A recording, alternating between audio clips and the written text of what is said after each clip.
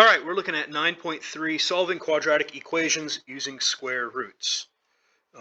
So here we're going to be taking something where we have like an x squared equals, I don't know, 4, and we'll take a square root to say that x is 2, and hopefully that can make sense, but it's also going to be -2, and that's sometimes the piece that's kind of hard for people to recognize, that if you took the 2 and plugged in, 2 squared is 4. But then also -2 squared is 4, because you'd get that double negative and it would go positive. So our goal here is to make it look like something like this, where it's x squared equals 4, and then take our square roots. So on number 18 here, we're going to first get the x squared by himself. We could think about this as like -2y plus 3 equals 27. And we could think about, well, what would we do to get the y by himself? Like, how would we get the y by himself there? Well, we'd subtract the 3, then divide by 2. So here I'm going to subtract 3. That gives me -2x squared equals what? 7654, -4. Nope, not -4. -24. Positive 24. Good grief. Positive 24. Then I divide by -2. And I get x squared equals -12. Now we take a square root here, we take it on both sides, and we say x equals, and right here we're going to put plus or minus the square root of -12. Just like up here on the sample problem I gave, we have the plus or minus. Here we have to have the plus or minus, but right here we got a -12. There's no square root of -12. So right here we have an error, right? If you type in your calculator square root of -12, it's going to give you an error. So right here we're going to say that there's no real solution. All right? And that word real might make us uncomfortable, but there's going to be other kinds of solutions, complex solutions in Algebra 2. But for right now, we're saying no real solution. Some people just abbreviate and say no solution. But I'd like for us to try to use the word real in there to remind us that there are solutions, but they're not on the real number line. All right, that's number 18. That's a little bit of an odd problem. Number 19. This one's also a little bit unique because we have a quantity squared. So we have, this would be like saying y squared equals 16. So right here, I'm going to take my root and I get x minus 3 equals plus or minus the square root of 16. Anytime we make a square root, we're going to put a plus or minus in there. Now, hopefully we know the square root of 16 is 4. So this is x minus 3 equals plus or minus 4. Now what we can do is we can break this apart. We can say x minus 3 is 4, and we can say x minus 3 is -4. Both of these, I add my 3 to solve, and I get x equals 7, and x equals -1. Now, just to check, I'm going to plug these back in to x minus 3 squared equals 16. And they are going to work out, but I want to show you that. For the first one, x equals 7. 7 minus 3 squared, that's 4 squared, which is 16. For the other one, we'd get -1 minus 3 squared. That's -4 squared, which is, again, positive 16. This -4 squared is like saying -4 times -4. The double negatives go positive, and you get a positive 16 there. So these are our correct answers. We have 2 answers, and that's a little bit unique. Anytime that we have a quadratic, right, this is a quadratic because he's degree 2, we have the opportunity to have 2 separate answers. Alrighty, all right, number 20. We're going to solve 2x squared plus 10 equals 32 using square roots.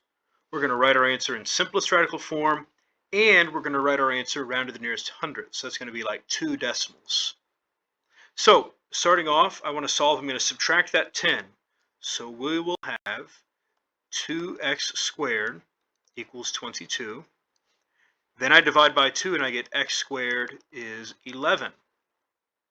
Now that I have my quadratic piece alone, I can take a root, and x equals plus or minus root 11.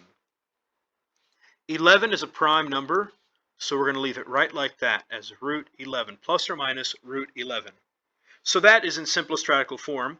And then we want to type it in a calculator and get a decimal. So I'm going to type in the square root of 11, and that's 3.3166. And it goes on a little bit more. And we're supposed to round to the nearest hundredth. That would be 2 decimals, so we're going to round to that spot there. So x equals 3.32, because you round up, because that 6 makes it round up. And it's still plus or minus. And there we go. That's going to be our answer. Sometimes we will write these as x equals plus or minus root 11 equals plus or minus 3.32. And that might be the better way to write it, with them both right next to each other. That way it doesn't, it's very obvious that these two are equivalent statements. Whereas here, you're like, well, is root 11 3.32? Whereas over here we have the equal sign saying it. Probably better to write it in this way there. Let's look at the next one. Number 21, a storage container in the shape of a rectangular prism has a height of 6 foot. The length is 2 times its width. The volume is 288 cubic feet. Find the length and the width of the container if the height is 6 foot, round to the nearest tenth, and tenth is going to be 1 decimal. So we're going to say that volume equals length times width times height. Our volume is 288, and then they say the length is 2 widths. So we're going to have 2w for our length, then we're going to have just a plain old w for our width, and then our height is 6. Now, prettying this side up here, we're going to have 288 equals 12w squared. So I'm going to take 288 divided by 12, and that gives me 24. So I'm going to have 24 equals w squared. I take a root, and I get plus or minus root 24 equals w. Now, it does not ask us to put it in simplest radical form, and it outright tells us that we're allowed to round to the nearest tenth. So I'm just going to type in my calculator, square root of 24. That gives me plus or minus 4.9. That 9 I rounded up. It was 4.898, but I rounded up to 4.9 because it said to the nearest tenth. Now we have to decide, is it the positive or the negative? It's going to be the positive because it doesn't make sense to have a negative distance. So w is 4.9. And then we have to get our length. That is 2 times our width. So 2 times 4.9, which is going to be 2 times 4.9. That gives me 9.8. And what's my unit here? Is it feet? I think it's feet.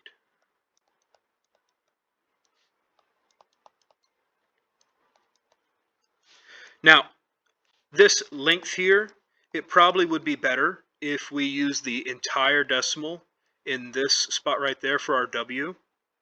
And actually, you know what? I'm going to try that out. I'm going to take the whole decimal in my calculator times by 2, and I get 9.8. Oh, I get 9.8 again, so it doesn't really matter. Sometimes it's good to think about how we rounded at the beginning with the w, and so our length is going to get a little bit off because we already rounded once, so you're kind of like double rounding. That's something neat to think about. But there we are. Make sure that we include our units. We want to be including our units on these word problems here. All right, 22. The surface area S of a cube with side lengths A is given by the formula S equals 6A squared. Solve the formula for A. So let's just pause right there. S equals 6A squared. I'm going to divide by 6. So S over 6 is a squared. Then I take a root, and a equals the square root of s over 6. And we really should have a plus or minus there.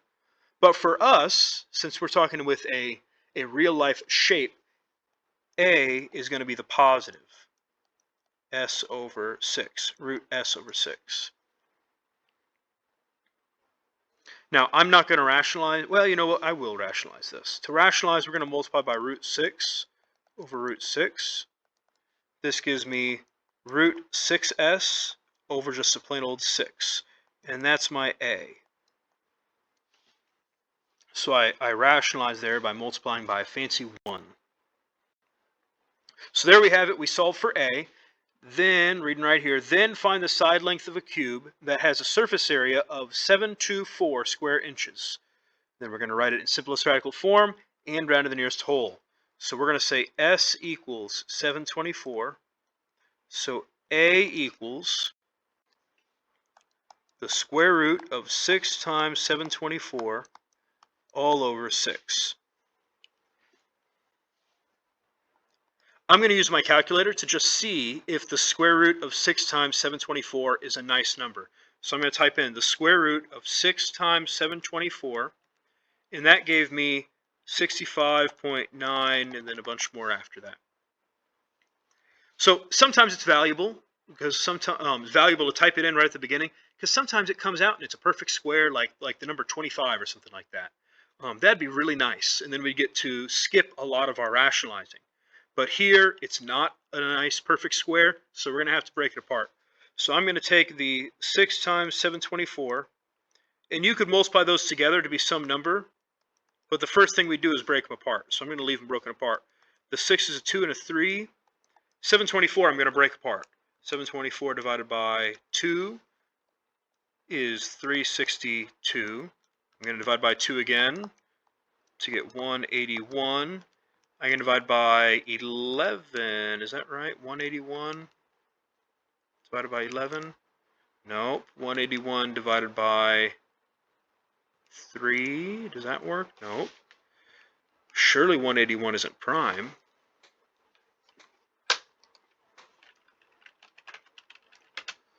I'm Googling it right now. Yep, it says that 181 is a prime number. So that one won't break apart anymore. We'll leave him be. And sometimes it's just really difficult whenever you get a large prime to realize that he's a prime, because you want to check so many different numbers. On homework or whatnot, I think it's a good idea. If you get a big number like 181 that you can't figure out what to break it apart, Google it and see, is it a prime number? Or search it in whatever search engine you want. 181 is circled. We're going to have a pair of 2's here, a single 3, and a single 2. So our a is going to be equal to, outside we have a 2, and then inside the radical we have 2 times 3 times 181. Those are the 3 singletons that we had. And then we still have a 6 in our denominator. Now here I can reduce the 2 and the 6 to be a 1/3. I'm going to have a 3 in the denominator. And then I'm going to multiply together the 2 times 3 times 181 to give me 1086. 1086. And that's going to be our answer. And what was my units for this? Was it feet? Inches. And then we were supposed to write him in the nearest whole inch. So I'm going to round this to the nearest whole inch. So this is also equal to, I'm going to type in the square root of 1086. And then I'm going to make sure that whenever I divide by 3, that my 3 is not in the radical. And that gives me 10.9. So I'm going to round to 11 inches, right? Whenever we round up, like it said to. Round to the nearest whole. All right, there we go. Let's see, do we have another one? Nope, that's all. So a lot of the homework problems and problems like on the test are probably going to be a whole lot like number 19 or 20. Also, what's that first? So number 18, where we had no real solution. Remember, that's an option. If you get something to where you have a negative under your root, you're able to say, well, that doesn't make sense. That has no real solution. All right, this was section 3, solving quadratic equations using square roots.